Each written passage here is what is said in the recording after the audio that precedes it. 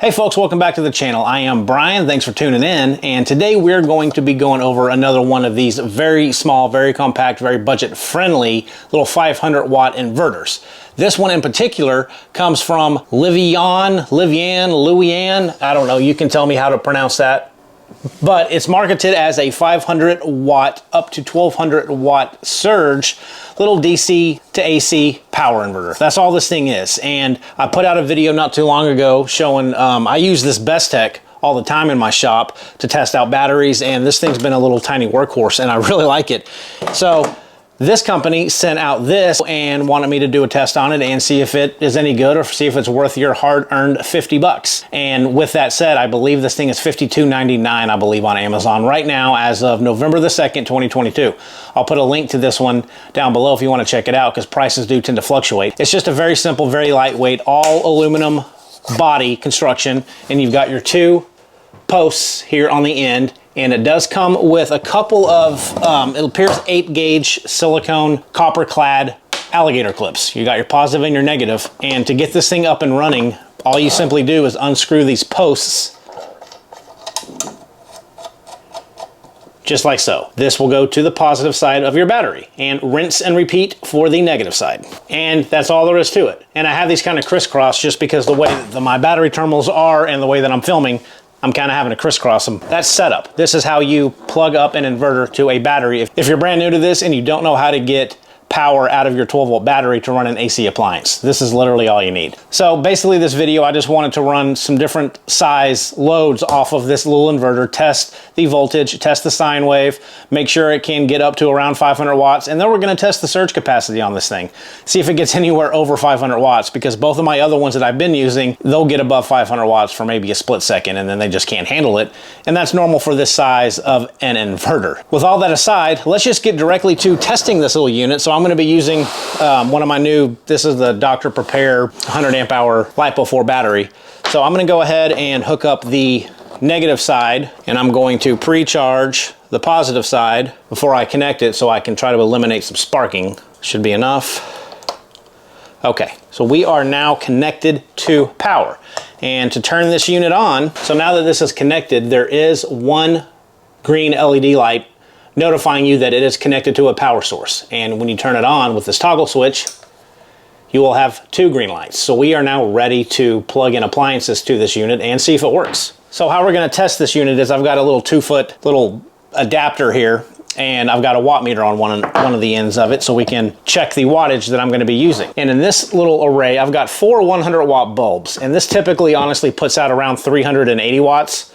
So we're going to start off with that and then bump it up little by little to get to as close to 500 watts as we can. Now with any inverter, whether it's this size or a 5,000 watt inverter, you don't want to get up to the max capacity, because that's just going to burn out these things quicker than you want them to. So I try to stay at least, 90% of the rated running capacity is where, my max peak is that I like to stay at. And I'll pull the camera around so you guys can see the wattage it's pulling, but does that work? Let's move it this way. Give myself a little bit of room here. Okay, so we are now pulling 309 watts. And that's running it just fine. The fans haven't even kicked on the inverter yet. So I think we're good to go there. Now let's test out the voltage and the sine wave on this thing. And let's see what we're looking at in terms of voltage. So we're down to 106.2 volts, running 310 watts. And let's switch over to the sine wave. And it's actually not too bad, not for a unit of this size and of this price range. So the sine wave is pretty much on par with my Bestech and my other little small 500 watt inverter. These things just truly don't put out true 100% clean sine wave. So I don't recommend, trying to run very sensitive electronics on any of these small, cheaper, budget-friendly inverters. However, it's fairly clean. It's not too bad. But the voltage drop, we're down to 104 volts right now. So there is voltage drop on this thing when you get up in the higher wattage. All right, folks, so this is an electric brander, and it's got my little woodworking logo on the tip of it, but again, it's electric, and this thing takes around, it starts off at around 150 watts, and it kind of slowly works its way up when this thing gets hot, but it should be a pretty good test to see if this thing can get around 450-ish watts and let it run. So we're gonna plug this in. right around 420 watts. If you guys can make that out. Okay, so now the fans have kicked on this unit and it's getting a little warm to the touch already, so I want this thing to run for 5 minutes. And I'm gonna come back and shoot it with this temperature gauge on the outside of the case to see how hot it does get. All right, so in 5 minutes, I'll come back and give this little inverter a temperature check.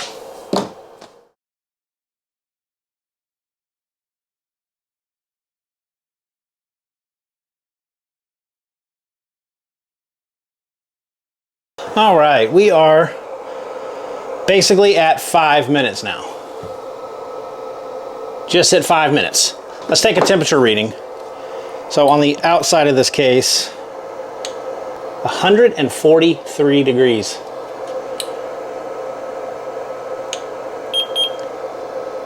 Down at the bottom, 90. 135 on the side. Okay, the bottom's holding at 132 degrees.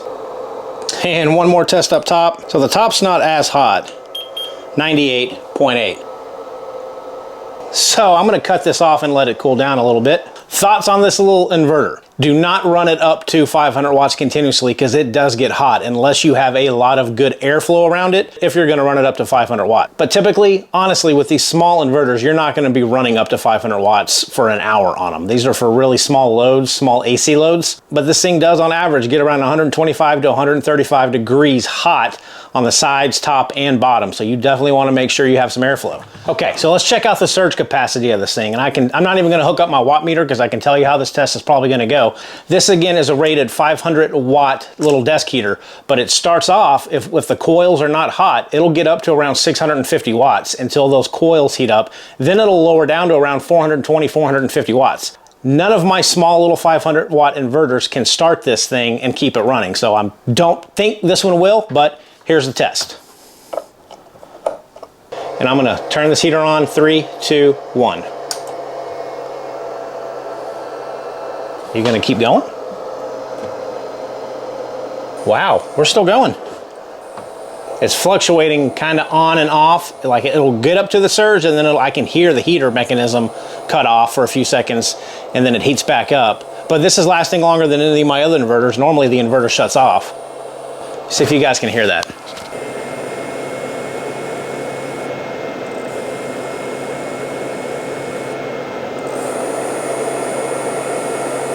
So it's pulsing the power. It's not cutting off, it's just pulsing it. It has not shut off, again, like my other two small inverters. Let me hook up a watt meter to see what's actually going on here. So you can see it's going from 130-ish to 350 watts to 400, back down to 130. Yeah. So I'm gonna go ahead and cut this off before I fry my heater. All right, folks, got it all cleaned up, and my final thoughts is if you need a very cheap, very portable, very just on the shelf type thing to use in the event, you know, power goes down and you need to run a lamp or something, this is probably a pretty good buy. I don't recommend using this inverter to power things up to 500 watts or even 400 watts. Keep it below about 250 watts because this thing did get pretty warm, and I would not put it on anything that does not have good airflow if you do decide to get this one. So just keep that in mind. It does get hot running at max capacity. And as far as the surge, yeah, the surge worked. Kind of. So it was fluctuating. I'm sure it was dropping that voltage way down just to keep it running a little bit, and then it would power it up to 450 watts, but it wouldn't keep the heater running, and it would probably damage the heater if I kept that on too much longer. So it can surge over 500 watts, but again, these little guys like this, I do not recommend anything over maybe 50% of its rated 500 watt continuous capacity, but they're perfect for if you have a battery laying around and your power goes out and you need to power a couple of lights that maybe aren't DC powered lights, but AC, you know, like a lamp. You can plug your lamp into this thing and you've got light in the event that you don't have any type of lighting if power goes down or whatever the case is. You know, keep a very small dorm room type refrigerator running, but that all depends on the actual size of the refrigerator and how many watts it pulls. But these little inverters are great to have sitting on a shelf in your garage if you've got a spare battery laying around to use if you just absolutely have to. And this one performed, you know, adequately. It didn't break on me during the test, and it ran what I threw at it under 500 watts. So guys, that's just kind of my little 2 cents on this inverter, and I will leave a little link down below in the description if you want to check it out yourself. But until then, folks, thanks for watching, thanks for tuning in, and we will see you next time. Take care.